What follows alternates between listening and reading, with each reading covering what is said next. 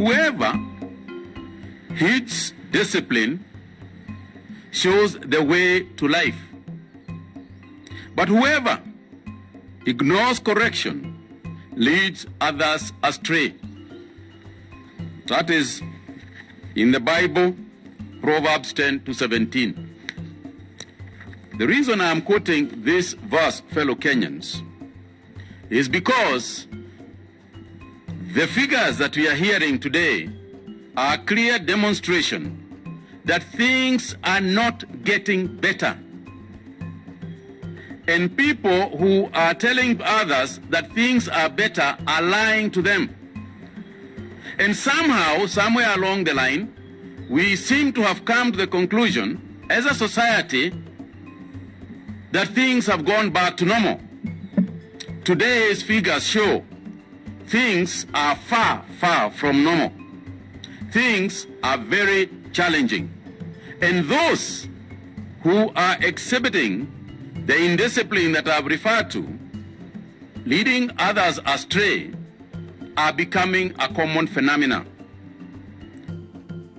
The government of the Republic of Kenya has made efforts, concerted efforts, concerted guidelines, and put it out to the public of the Republic of Kenya and the citizens of Kenya.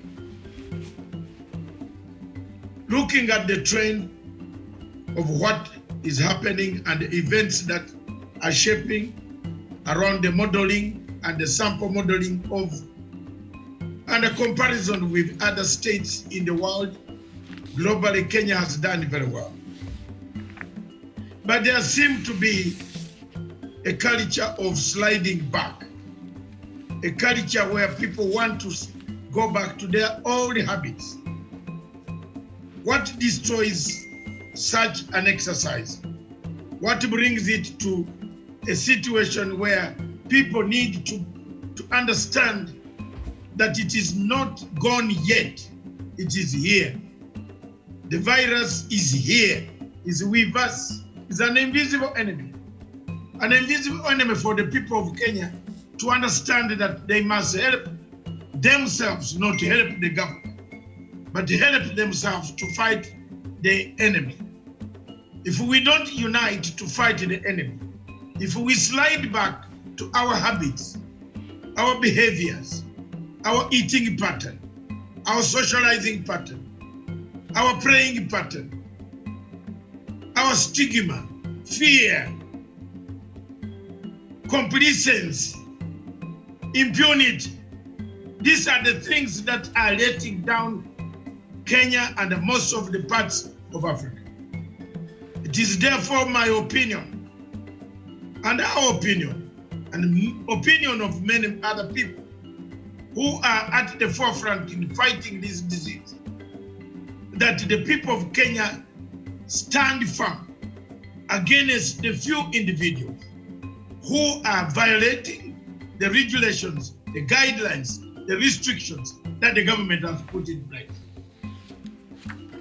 You failure to agree or to abide by these regulations might force the government to take more drastic measures that we might not know because we are not part and parcel of the government. But as the media, we sound what the government has said.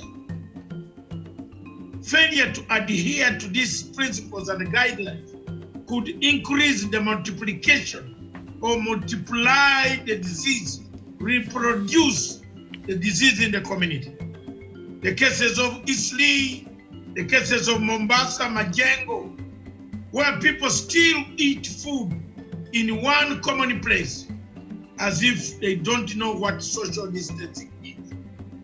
Such acts, barbaric acts, when you have been actually given the guidelines that this disease enjoys where there is company of being together, that this disease kills when you shake hands, that this disease kills when you cough without covering your arm, with the arm, that this disease can kill if you sit in a car with a person who is either a silent carrier, a passive carrier, or an active carrier.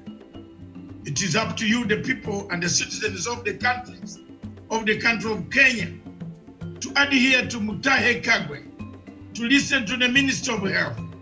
The cries are not very far.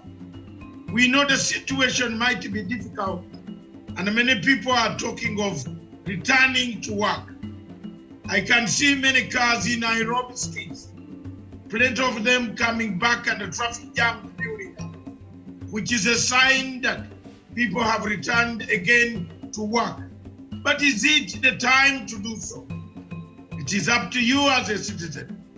The legacy trend, therefore, myself and other people want to call upon you to desist, to deny these few people who break the curfew, who drink in estates, who break the restrictions, who ferry people, who sleep locked up in a house of about 50 people, who eat badly, who fail to wash hands, that there is no room for complacency, because virus COVID-19 does not choose whom to attack, does not tell you how to attack.